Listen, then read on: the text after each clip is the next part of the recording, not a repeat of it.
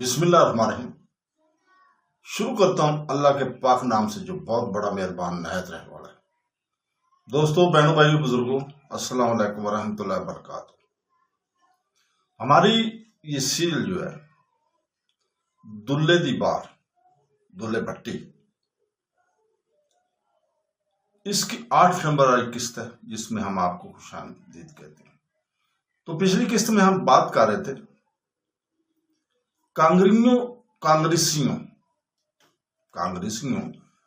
کی ان کی سیاسی سرگرمیوں سے قطع نظر اگلے 1-2 برسوں میں کچھ ایسے واقعات رونما ہوئے تھے کہ جن کے باعث پنڈی بھٹیاں کے عوام میں قدرے بے چینی رہی تھی۔ ایک واقعہ مئی 1943 میں پیش آیا کہ ایک ساہوکار لالا سرداری لال کالڑا نے مسلمانوں کے قدیم قبرستان کے ایک حصے کو کھود کر اپنے باغیچے میں ملانا شروع کر دیا۔ قبروں کی بے حرمتی سے مسلمانوں میں سنسنی پھیل گئی اور انہوں نے اس حرکت پر سخت احتجاج کیا۔ بعد میں ڈپٹی کمشنر گوجرانوالہ کی مداخلت سے معاملہ تو رفع دفع ہو گیا۔ اس کے 1 سال بعد یعنی اپریل 1944 میں ایک حرکت آریہ سماجیوں کے سالانہ جلسے کے موقع پر کی گئی۔ یہ وہ زمانہ تھا جب پاکستان کی تحریک روز بروز ترقی کرتی جا رہی تھی۔ چنانچہ آریہ سماج کے مقامی سالانہ جلسہ میں ایک اوپدیشک نے اپنی تقریر میں مطالبہ پاکستان کی پرزور مخالفت کی۔ آریہ سماجیوں کی طرف سے مطالبہ پاکستان کی مخالفت کوئی نئی بات نہیں تھی، مگر ہندو اوپدیشک نے اس آڑ میں مذہب اسلام کی شان میں گستاخانہ الفاظ کو بھی استعمال کیا۔ مسلمانوں کی نماز کو اٹھک بیٹھک سے تشبیہ دی۔ اس پر مقامی مسلمانوں میں ہجان پیدا ہوا، غصہ پیدا ہوا۔ چنانچہ مقامی مسلمانوں کے نمائندوں کا ایک غیر معمولی اجلاس فوری طور پر طلب کر لیا گیا تھا اور فیصلے کے مطابق آریہ سماج کے مقامی صدر کے نام ایک خط کے ذریعے احتجاج کیا گیا تھا۔ اس احتجاجی مراسلے میں لکھا گیا تھا کہ زمانہ تو اس امر کا متقاضی ہے کہ ہندو مسلم اتحاد پر زور دیا جائے، امن اور صلح کی فضا پیدا کی جائے اور ایسی حرکات سے کلی اجتناب کیا جائے کہ وہ کسی مذہب کی دل آزاری، اشتعال انگیزی، تفرقہ بازی یا امن عامہ کے فعل کا باعث ہوں۔ آریہ سماج کے صدر نارائن داس نے بھی اس خط کے جواب میں نیک نیتی کا ثبوت دیا۔ پھر دونوں فرقوں کی نمائندہ جماعتوں کے طویل مذاکرات ہوئے جس میں دونوں اطراف سے آئندہ کسی معترض فعل سے اجتناب کرنے کا عزم کیا گیا۔ رواداری کے ساتھ معاملے کو نپٹانے کے بعد دونوں اطراف کے نمائندوں پر مشتمل ایک مشترکہ کمیٹی پپتا توڑ سبھا کے نام سے تشکیل دی گئی۔ مسلمانوں کی طرف سے پیر علی حسین شاہ، شیخ چراغ الدین بھپرا، نمبر 3 پہ میاں غلام محمد محسن، 4 پہ شیخ محمد ودھان، 5 پہ بابا رحمت اور 6 پر بابا علی محمد، جبکہ ہندوؤں کی طرف سے نمبر 1 پر صاحب لالا حکومت رائے پینشنرز، لالا رلیا رام پینشنر، لالا نارائن داس اور 4 نمبر پر لالا جوندا مل کہرا، 5ویں پر لالا بوڑا مل کالڑا اس متحدہ متفقہ کمیٹی میں شامل کیے گئے۔ سبھا کا اصل مقصد اہلیان شہر کی تکالیف اور مسائل کو دور کرنا تھا، مثلا چینی، کپڑا، تیل، مٹی، صفائی اور روشنی۔ پیروں کے معاملات میں بہت سی اصلاحات ہونے والی تھیں۔ دراصل یہ قحط سالی اور جنگ عظیم دوم کا زمانہ تھا اور چینی، کپڑے اور مٹی کے تیل کی قلت کے باعث عوام بالخصوص مسلمان بہت پریشان تھے، کیونکہ کنٹرول شدہ اشیاء کے 100% ڈپو غیر مسلموں کے ہاتھوں میں تھے۔ کپڑے کی ان دنوں اتنی قلت اور نایابی تھی کہ بعض اوقات تو مردوں کے لیے کفن تک نہیں ملتا تھا۔ مسلمان عورتوں کو برقعوں کے لیے کپڑے کا اصول بھی بہت کٹھن ہوتا جا رہا تھا۔ مٹی کا تیل تو نیاب ہو گیا تھا، کیونکہ یہاں کے اکثر لوگ پیشہ ور تھے، مثلا سنار، لوہار، راج، سراج، موچی، درزی، جو جاڑے کی لمبی راتوں میں خوب کام کرتے تھے مگر باوجود کثرت کام کے بیکار ہو گئے تھے، کیونکہ مٹی کے تیل کی نایابی کے باعث وہ رات کے اندھیرے میں کام کرنے کے قابل نہ رہے تھے۔ ایسے عدیم النظر، خوفناک اور معیب قحط کے دوران میں بیکار رہنا ان کی مالی مشکلات میں اور بھی اضافے کا باعث بن گیا تھا۔ ادھر بنگال میں بھی اس صدی کا سب سے سنگین قحط پڑا۔ ایک ملک کے سماجی اور سیاسی انجمنوں نے ان کی مدد کے لیے فنڈز قائم تو کر دیے تھے۔ پنڈی بھٹیاں کے مسلمانوں نے اپنی پریشانی حالی کے باوجود بنگال کے عوام کی مدد کے لیے رقم جمع کی اور انجمن اصلاح مسلمین کے ذریعے نواب افتخار حسین مندوٹ کی وساطت سے مسلم لیگ کے بنگال ریلیف فنڈ میں جمع کر لی۔ ان مقامی حالات سے ہٹ کر قومی سطح پر اس زمانے میں دوسری جنگ عظیم عروج پر پہنچ کر اپنے اختتام کی طرف جاری تھی، اور انگریزی حکومت ہندوستان کے اس وقت کے پیچیدہ اور سیاسی آئینی مسائل کے حل کے لیے بھی کوششیں تو کر رہی تھی۔ انہی کوششوں کے ضمن میں 1942 میں پہلے کرپس مشن ہندوستان آیا۔ پھر 1945 میں وائس رائے ہند لارڈ دیول کی طرف سے ایک دستوری منصوبہ پیش کیا گیا۔ اس منصوبے کی تفصیل میں جائے بغیر ایک شک اس میں سے ایسی تھی کہ جس کے تحت ہندوستان کی قوموں کے نمائندوں پر مشتمل ایک عبوری کونسل مقرر کی جانی تھی۔ کانگریس اس نقطے پر ضد تھی کہ مسلم لیگ مسلمانوں کی واحد نمائندہ جماعت نہیں ہے، لہذا اس کونسل میں ایک مسلمان نمائندہ مقرر کرنے کا اختیار اسے بھی حاصل ہونا چاہیے۔ دوسری طرف مسلم لیگ اور قائد اعظم کانگریس کے اس نقطے کو تسلیم کرنے پر ہرگز تیار نہ تھے۔ ان کا موقف یہ تھا کہ مسلم لیگ ہی ہندوستان کی وہ واحد جماعت ہے جسے مسلمانوں کی نمائندگی کرنے کا حق حاصل ہے۔ مسلم لیگ کا یہ دعویٰ مبنی برحق تھا۔ چنانچہ پنڈی بھٹیاں کے مسلمانوں کے نمائندوں نے 6 جولائی 1945 کو اپنے ایک اجلاس میں قائد اعظم کے موقف کی مکمل حمایت کی اور قرارداد بھی منظور کی۔ قرارداد میں کہا گیا کہ مسلم ایگزیکٹو کونسلر کے انتخابات کا حق صرف مسلم لیگ کو ہی ہے، جو کہ مسلمانوں کی واحد نمائندہ اور ترجمان سیاسی جماعت ہے۔ اس قرارداد کی نقول وائسرائے ہند اور قائد اعظم کو بھی ارسال کر دی گئی۔ جس اجلاس میں مذکورہ قرارداد منظور کی گئی، اس کی صدارت انجمن اصلاح مسلمین کے سینئر وائس پریزیڈنٹ شیخ چراغ الدین بھپرا نے کی تھی۔ اس نوعیت کی اور قرارداد انجمن اور مسلم لیگ کی مقامی شاخ کی طرف سے 31 جولائی کو پاس کی گئی، جس میں کہا گیا کہ انجمن ہزار شملہ کانفرنس میں آل انڈیا مسلم لیگ کی اختیار کردہ پالیسی اور طرز عمل کی پرزور تائید کرتی ہے، اور اس پالیسی کو مسلمانوں کے صحیح جذبات اور احساسات کا سچا مرکہ اور حقیقی تصویر خیال کرتی ہے، اور آل انڈیا مسلم لیگ اور قائد اعظم پر کل اعتماد کا اظہار کرتی ہے۔ اس قرارداد کی نقول بھی وائسرائے ہند اور قائد اعظم کو ارسال کر دی گئی تھی۔ پورے برصغیر کے مسلمان انجمنوں تنظیموں کی طرف سے اس طرح کی قراردادیں حکومت تک پہنچنا شروع ہوئی تو اسے اس حقیقت کو تسلیم کرنا پڑا کہ آل انڈیا مسلم لیگ ہی ہندوستان کی مسلمانوں کی واحد نمائندہ جماعت ہے، اور اس میں کوئی بھی ایسی جماعت ہندوستان میں نہیں ہے جو اپنے آپ کو مسلمانوں کی نمائندہ جماعت کہے۔ بہرحال سیاسی مصالحت کرانے میں شملہ کانفرنس ناکام ہوئی تو نئے انتخابات کرانے کا اعلان کر دیا گیا۔ یہ انتخابات بڑی اہمیت کے حامل تھے کیونکہ ان کے نتائج نے ثابت کرنا تھا کہ مسلم لیگ مسلمانوں نے ہند کی واحد نمائندہ جماعت ہونے کی حقدار ہے یا نہیں۔ یہ انتخابات ہم بات کر رہے ہیں 1946 کے۔ یہ انتخابات جداگانہ طرز پر ہونا تھے اور گزشتہ انتخابات سے اس لیے مختلف تھے کہ اب مسلم لیگ پنجاب میں یونینسٹ جاگیرداروں کی مخالفت کے باوجود عام مسلمانوں میں کافی مقبول ہو چکی تھی۔ انتخابی عمل کا آغاز ہوا تو تحصیل حافظ آباد کے حلقے جس میں پنڈی بٹیاں، جلال پور بٹیاں، رسول پور تارڑ، کالے کی، سکھے کی، کوڑو تارڑ کے علاقے بھی شامل تھے۔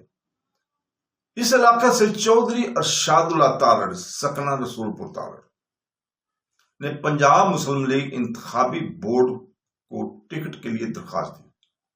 ان کی خدمات اور علاقے میں اثر رسوخ کے باعث ان کا امیدوار بننا یقینی تھا، مگر اپنے قریبی رشتہ دار راج محمد تارڑ کے حق میں دستبردار ہو گئے۔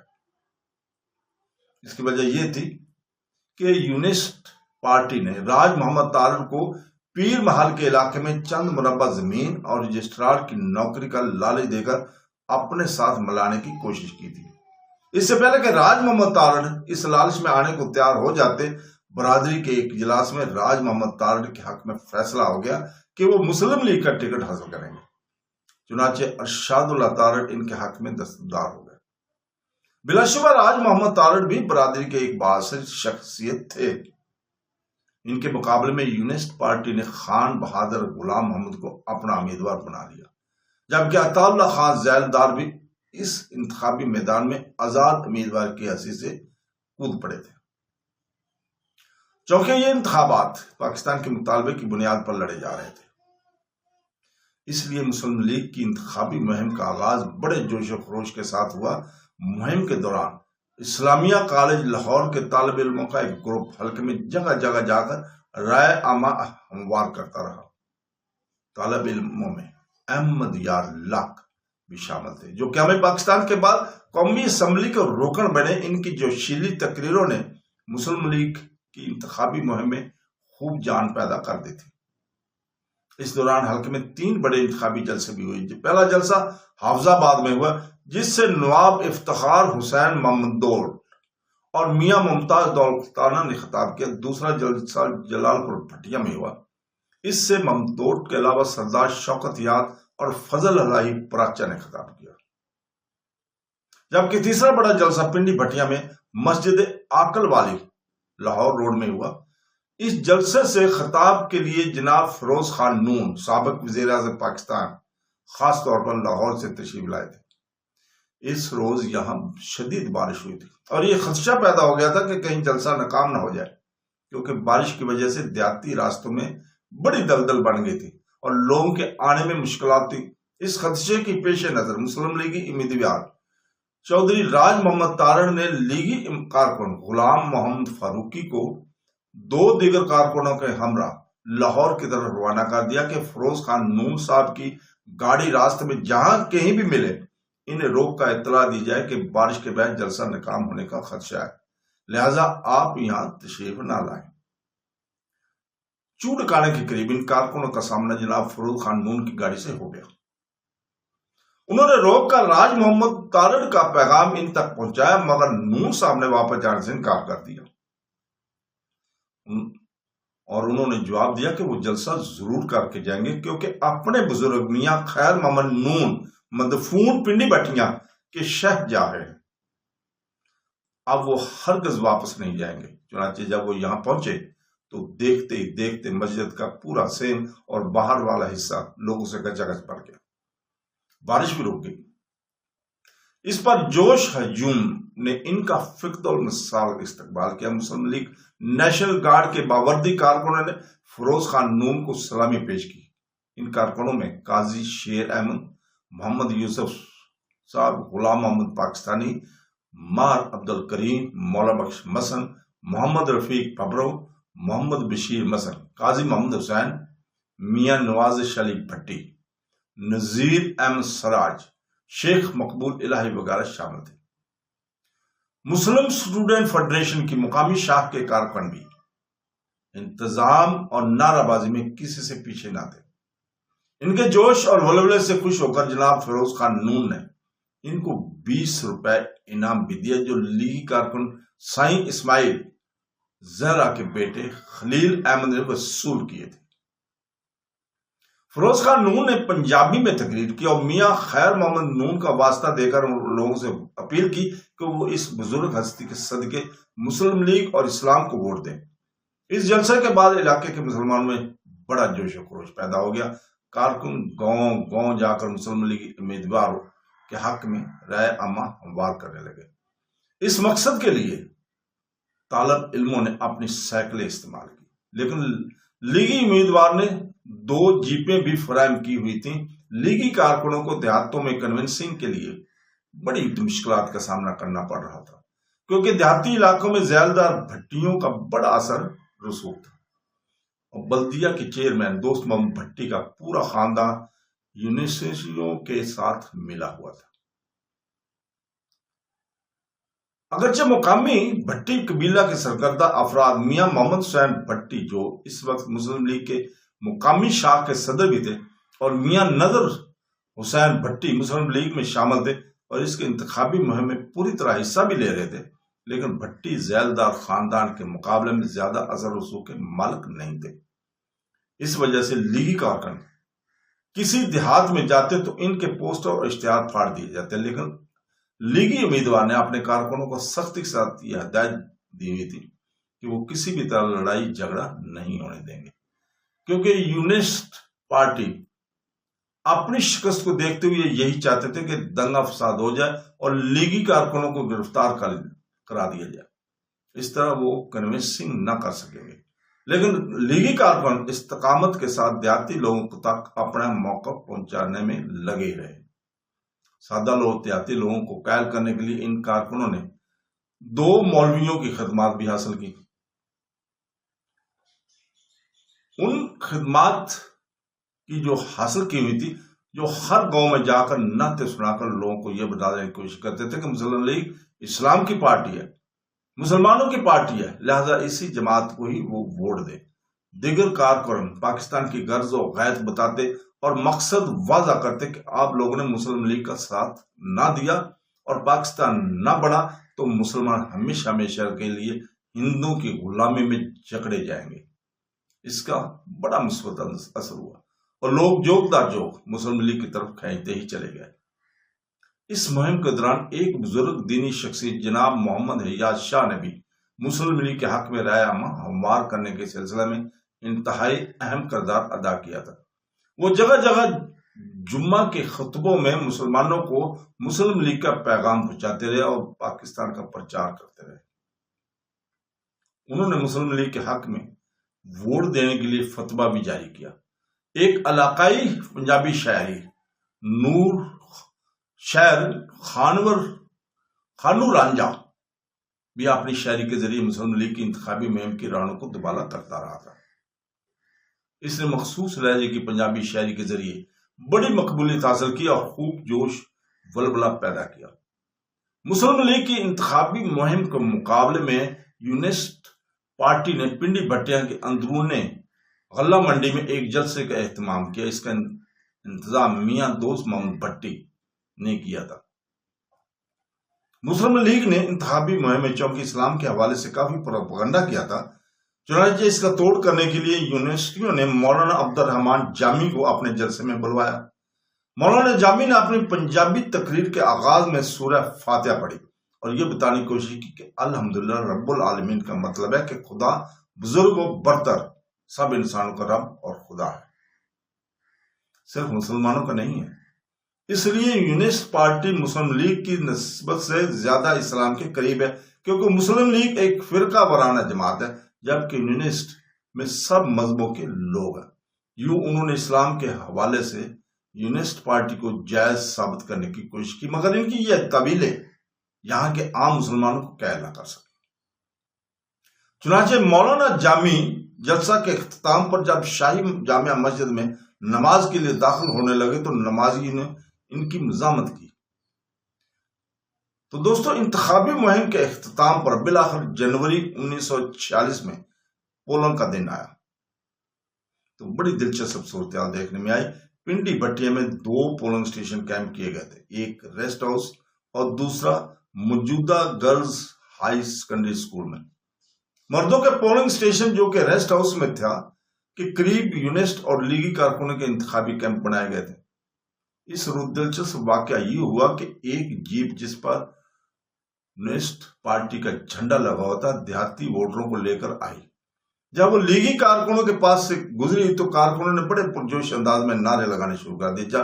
مسلم لیگ زندہ باد پاکستان کا مطلب کیا؟ لا الہ الا اللہ، اسلام زندہ باد کے نعرے بلند ہوئے تو جیب میں سے ایک بوڑھا دیہاتی چھلانگ لگاتا اور زخم کھاتا لیگی کیمپ میں آ گیا، اور یونیورسٹیوں کو گالیاں دیتے ہوئے کہنے لگے کہ یہ مجھے دھوکے دے کر کافر کرنے لگے تھے، میں نے تو صرف اسلام کی پارٹی کو ووٹ دینا ہے، یہ مجھے اسلام کی پارٹی بتا کر اپنے ساتھ لائے تھے۔ اسلام کی پارٹی کا کیمپ تو یہ لگتا ہے جہاں سبز رنگ کا جھنڈا لگا ہوا ہے، اس پر لیگی کارکنوں نے زخمی بوڑھے کو کندھوں پر اٹھا لیا اور زبردست نعرے بازی کرتے ہوئے اس کا ووٹ ڈلوانے پولنگ سٹیشن لے گئے۔ اس واقعہ سے اندازہ کیا جا سکتا ہے کہ تحریک کے دوران سادہ لوگ مسلمانوں میں کس قسم کے جذبہ کار فرما تھا۔ حالانکہ ان پر یونس جاگیرداروں کو دباؤ بھی تھا، لیکن انہوں نے اس کا بھی کوئی پرواہ نہ کی تھی۔ تو دوستو ہم یہیں پہ رکتے ہیں اور اسی جگہ سے ہم اگلی قسط میں بیان کریں گے۔ اللہ حافظ۔